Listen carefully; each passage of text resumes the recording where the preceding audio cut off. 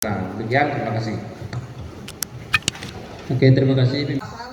Syederalun, Badan Legislasi atau Banlek Dewan Perwakilan Rakyat Kabupaten atau DPRK Pidijaya atau Pijai menggelar rapat dengar pendapat umum atau RDPU terhadap pembahasan draft Kanun Cagar Budaya pada Jumat 4 November 2022 di ruang sidang DPRK setempat.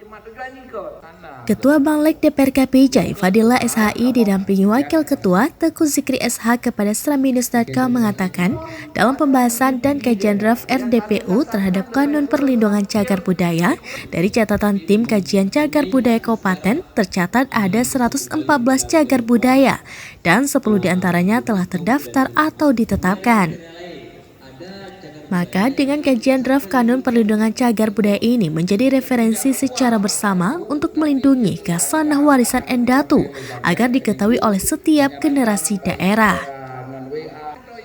Menurut Teguh Zikri, dalam draft Kanun Perlindungan Cagar Budaya ini berisi 13 bab dan 138 pasal. Diharapkan dapat rampung dalam akhir tahun ini sehingga rakan ini dapat diterapkan di tengah publik.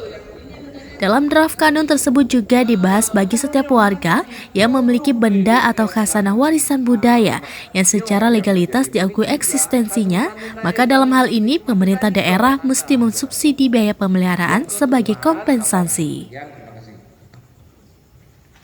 Dari Pidijaya, Idris Ismail, Serambi On TV.